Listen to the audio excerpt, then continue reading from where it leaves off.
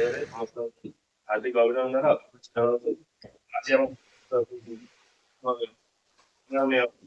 आज मैडम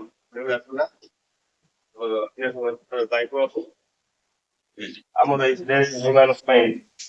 ତାଙ୍କର ନିରନ୍ତର କାର୍ଯ୍ୟ ପାଇଁ ଏଇଠୁ ଆମେ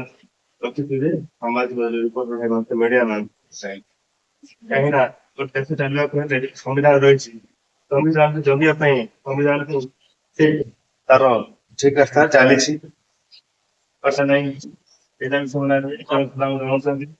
ରିପୋର୍ଟିଂ ମାଧ୍ୟମରେ ପୋଲିସ ଗୋଟେ ଡିପାର୍ଟମେଣ୍ଟ ଯେ ଆଉ ଗୋଟେ ଅଛି ଫାୟାର ଆମେ ଯୋଉ କହୁଛୁ ଅଗ୍ନି ଥାଏ ଏପରି ସାମାଜିକ ଭାଇମାନଙ୍କର ସମୟ ନଥାଏ କୌଣସି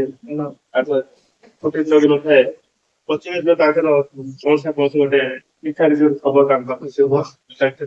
ପାଣିପାଗ ହଉଛି ଯେମିତି ରାତି ଘଣ୍ଟେ ବେଳେ ଗୋଟେ ଆକ୍ସିଡେଣ୍ଟ ହେଇଗଲା ସେ ଆଟେଣ୍ଡ କରିବାକୁ ବାଧ୍ୟ କିନ୍ତୁ ସାମାଜିକ ଭାଇ ଆଟେଣ୍ଡ କରିବାକୁ ବାଧ୍ୟ ନୁହଁ କିନ୍ତୁ ସେ ନିଶ୍ଚିତ ସେ ଯାଆନ୍ତି ଆମେ ଦେଖୁଛୁ ସେ ଭାଇ ଆମ ତଳେ ଆସିଲେ ଆସିକି ଏଠି ଆମକୁ ସେମାନେ ମାର୍ଗଦର୍ଶନ ଦିଅନ୍ତି ଦିଗଦର୍ଶନ ଦିଅନ୍ତି ଦରକାର ପଡିଲେ ଲୋକାଲ ଲୋକଙ୍କର ସାହାଯ୍ୟ କରନ୍ତି ବହୁତ ପ୍ରକାର ଉପାୟରେ ଆମ ସାମାଜିକ ଭାଇ ମାନେ ସେମାନେ ଅଛନ୍ତି ସେମାନେ ସାହାଯ୍ୟ କରୁଛନ୍ତି। ଆମେ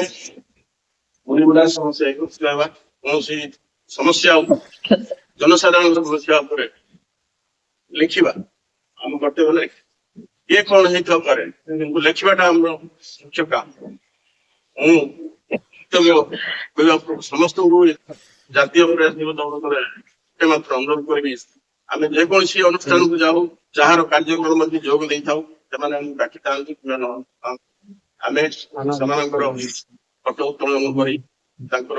କିଭଳି ଭାବରେ କାର୍ଯ୍ୟକ୍ରମ କରୁଛନ୍ତି ତାଙ୍କ ଠାରୁ ତା ପରଦିନ ଖବର କାଗଜରେ ପରଦିନ ଯେକୌଣସି ଚ୍ୟାନେଲରେ ବାହାରିବା ଯୋଗ୍ୟ ସମ୍ବାଦ ପ୍ରକାଶ କଲେ ସମସ୍ତେ ଖୁସି ହେବେ। ମୁଁ ଯେ ଏକା ଭାବିବି ମତେ ଜଣକୁ ଡକା ହେଇଛି ଆଉ ଡକା ହେଇନି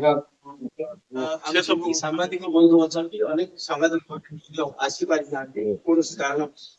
ସେମାନଙ୍କୁ ମଧ୍ୟ ଏଇ ପବିତ୍ର ଦିବସରେ ସୁସ୍ୱାଗତ କରୁଛି ଅଭିନନ୍ଦନ ନିଗୁଡା ସବୁବେଳେ ଯାଉ କାହିଁକି ଯାଉ ସମସ୍ୟା କଣ ରହିଗଲା କି ତାର ସମାଧାନ ଦିଗ ସମାଧାନ ଦିଗ କେମିତି ବାହାରିବ ସେଟା ସ୍ପଷ୍ଟବାଦୀ ସାମ୍ବାଦିକ ଆମେ ସମସ୍ୟାର ସମାଧାନ ଦିଗ ବାହାର କରିପାରିବା ଖାଲି ସମ୍ବାଦ ପରିବେଷଣ କରିଦେଲେ ଯେ ସମାଧାନ ବାହାରି ପଡିବ ସେମିତି କିଛି ବହୁତ ଜାଗାରେ ସାମ୍ବାଦିକ ଗୋଟେ ଗୁଜରାଟ ପାର୍ଶ୍ୱ କହିଲ କାରଣ ସାମ୍ବାଦିକ ଯେଉଁ ଜାଗାକୁ ଯାଉଛି ପୋଲିସ ମଧ୍ୟ ସେଇ ଜାଗାରେ ପହଞ୍ଚୁଛି ପୋଲିସ ଯୋଉଠି ଯାଉଛି ସାମ୍ବାଦିକ ତାର ମଧ୍ୟ ସେଇଠି ଆଉ ଆମେ ମଧ୍ୟ ଯେକୌଣସି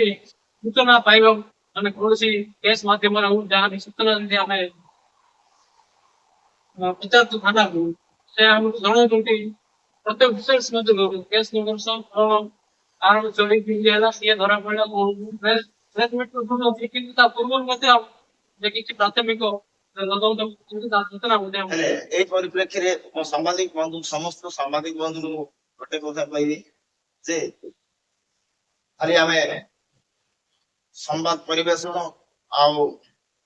ଲୋକଲୋଚନକୁ ଆଣିବା ଅପେକ୍ଷା ଆଞ୍ଚଳିକ ବିକାଶ ଉପରେ ସମସ୍ତେ ଆମେ ଏକବଦ୍ଧ ହେଇ ପ୍ରୟାସ କଲେ ମୁନିଗୁଡା ଅଞ୍ଚଳର ବିକାଶ ନିଶ୍ଚିତ ଭାବେ ହେଇପାରିବ ବୋଲି ମୋର ଆଶା।